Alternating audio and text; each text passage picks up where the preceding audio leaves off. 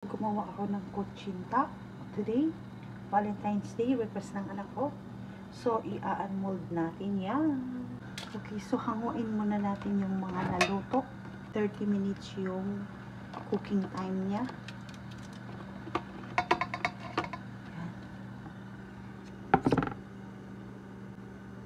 This is made of cassava flour or tapioca starch and all-purpose flour.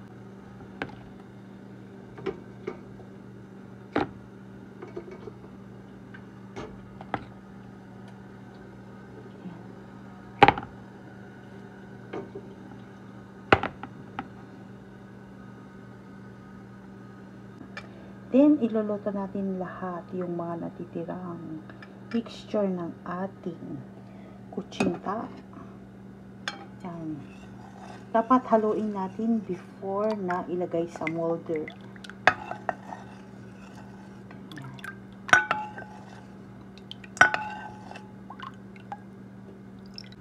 Then, palalamigin natin ang mga ito. Then, saka natin i-unmold. Before natin ilagay yung ating mixture ng ating kutsinta sa ating photomolder, dapat i-grease natin muna ng vegetable oil. Very light. Ito pala ay large na photomolder. Okay, mga taga Mississauga at Toronto, nagbebenta rin ako nito. Find me in Facebook Marketplace. Hello guys, ayan, lumamig na yung ating kutsinta. Okay, i-unmold natin.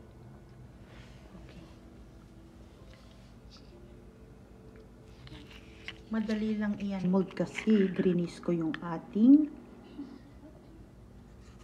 photomolder. Ayan, makinis. Ang sarap. Ayan. Ayan. Niloto ko ito ng 25 to 30 minutes. Ayan, o, tingnan nyo. Mabilis lang maalis. Ayan. Ayan. Ayan, mold natin lahat. Ang bilis lang po. Napakasarap po yung ating kutsinta. Yan. At saka punong-puno. Kasi hindi naman umaalsa yung kutsinta. Yan o. Napakasarap. Pwede nating lagyan ng cheese on the top or coconut. Grated coconut. I-unmold natin lahat. Ayan, ang kunat. Kunat. Ayan. Uy. Very bouncy.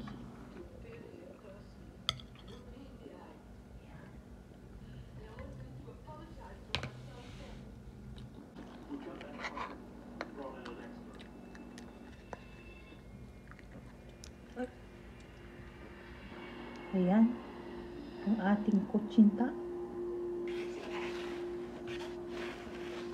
Okay, kain tayo. Ayan. Chikli. Yum. Makunat. Makunat. Bye guys, see you next time.